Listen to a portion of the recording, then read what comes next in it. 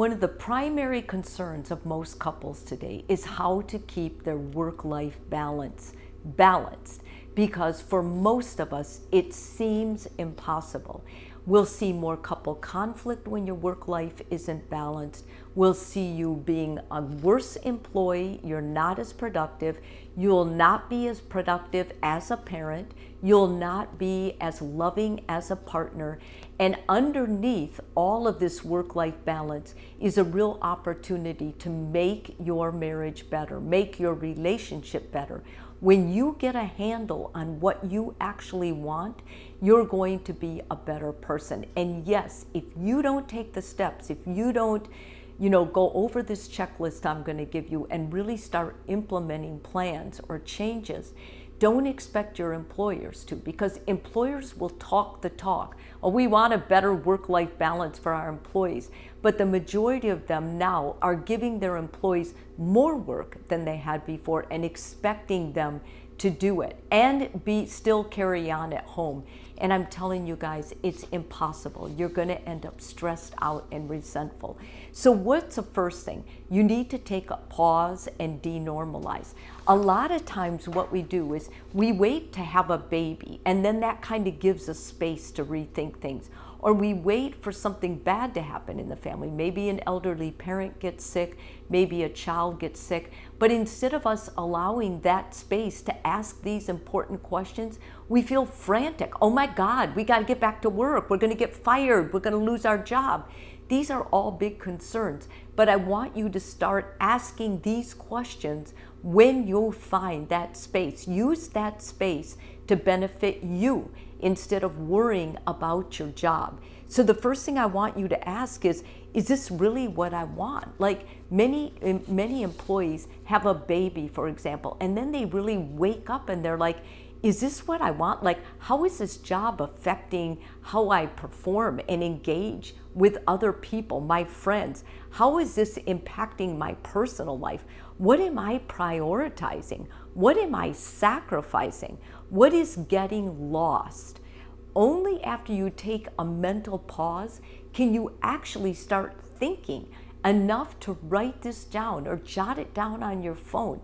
Use the pauses you have during the day to start really evaluating what you want, because you can't make a drastic change based on a feeling of overwhelmed or stressed. You need the space first. Secondly, pay attention to your emotions. Once you've increased your awareness, it's important that you begin asking your questions about, how do I feel? Angry, resentful, or sad? Does my life right now feel energized? Am I the person I thought I'd be? Like, do I still want all of this? Do I want more at work or more at home? It's important that you understand just because you're a parent doesn't mean you're going to want to be around that baby 24/7. Maybe you will, but maybe you won't. Maybe your career drive will be higher. Well, then it's important you know what makes you happy, how you're feeling, so that you'll be able to implement and hire the people you need so you can watch the child and still take care and grow in your career. Nothing happens without you really putting a plan in place that you want. Oh, things will happen. Your employer will give you another task, or you'll be downsized or whatever. But the bottom line is you need to decide what's best for you, and you have a right to have that. So ask yourself these questions. Reprioritize. When you have time to actually take the mental pause, to be more aware, to ask yourself how you're feeling. Are you feeling stressed? Are you feeling angry? Are you feeling resentful? Is that being transferred to your partner? Is that feeling like you're trapped? Whatever it is, this is where you start really reprioritizing. Okay, I'm feeling overwhelmed at home, or I'm feeling trapped. I need to get something in place so that I can get out. Do I feel it's important to prioritize my life with new activities? Ask yourself, what am I willing to sacrifice? And for how long?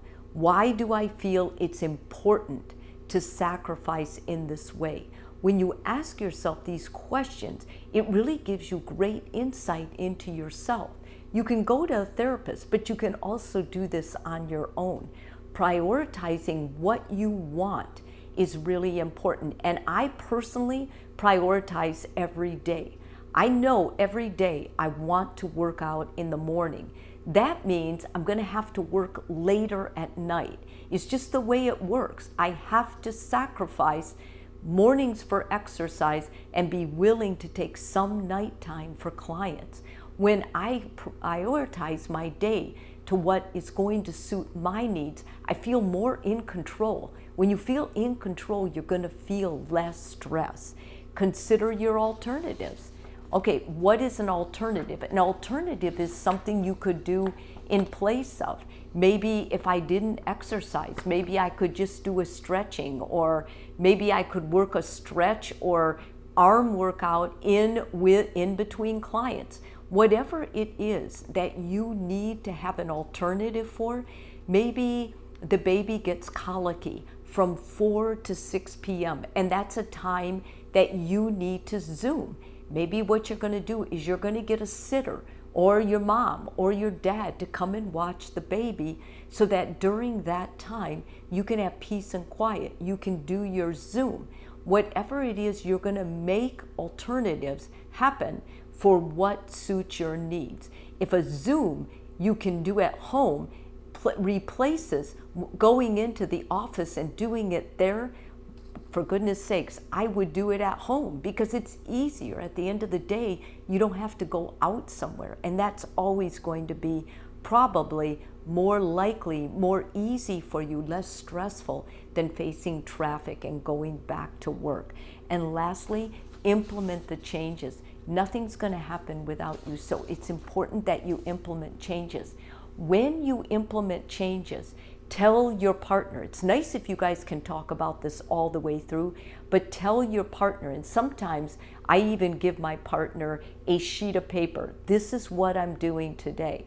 Once he gets used to my changing my routine a little bit, he's more receptive of it.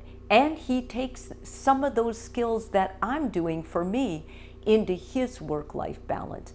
The important thing is that you never feel totally spent with things that aren't a priority for the things that you want to do.